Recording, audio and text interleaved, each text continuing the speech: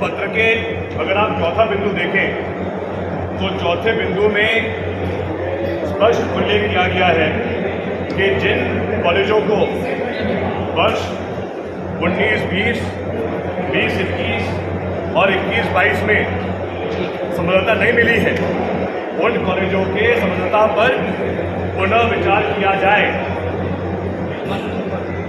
और जब माननीय विश्वास सारंग जी का भाषण हुआ इसी संबंध को लेकर, इसी मुद्दे को लेकर, तो वो कहते हैं कि जयवर्धन सिंह ने समझौता और मान्यता का अंतर नहीं समझा। जबकि अगर आप मेरा भाषण सुनोगे या पढ़ोगे, मैंने दोनों शब्दों का उल्लेख किया था, समझौता और मान्यता। अब विश्वास सारंग जी ने उनके भाषण में ये और कहा था कि उनके द्वारा मान्यता नहीं दी गई थी। लेकिन अब मैं आपको दिखाना चाहता हूँ जो ये जबलपुर आयोग विज्ञान सदन के द्वारा जो आदेश दिया गया है, आप कृपया इसको देखें। ये दिनांक यहाँ पे डेट लिखी हुई है 23 दिसंबर 2022। कुलपति महोदय विषय क्रमांक 2 में, यहाँ पर विषय क्रमांक 2 को आप देख सकते हैं। विषय क्रमांक 2 में लिखते हैं मध्य प्रदेश आयुर्विज्ञान विश्वविद्यालय जबलपुर के सत्र 2020-21 की समझौता हेतु विभिन्न महाविद्यालयों को समझौता हेतु प्राप्त पुनर्विचार आवेदन के संबंध में प्रकरण विचारार्थ प्रस्तुत, साथ ही माननीय चिकित्सा शिक्षा मंत्री द्वारा आदेश में उल्लेख है चिकित्सा शिक्षा मंत्री का, माननीय चिकित्सा शिक्षा मंत्री द्वारा दिनांक 14/12/2022 को भोपाल में विश्वविद्यालय के अधिकारियों के साथ हुई बैठक के कार्यान्वयन के संबंध में दिनांक 12/22/2022 को आयोजित बैठक की कार्यक्रम पर चर्चा।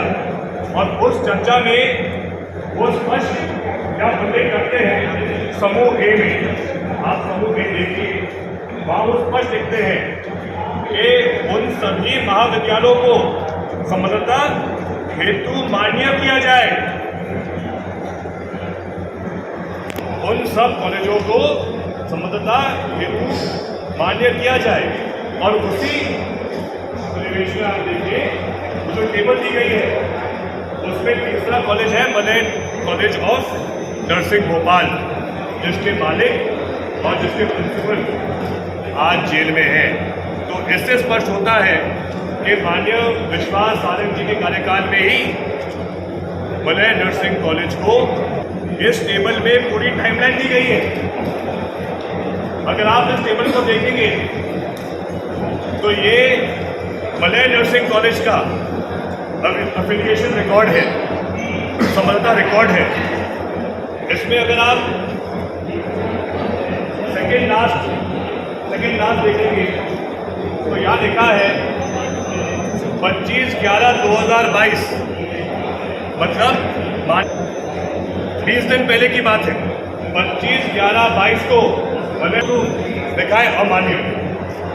मंत्री जी के बैठक कॉलेज अमान्य था।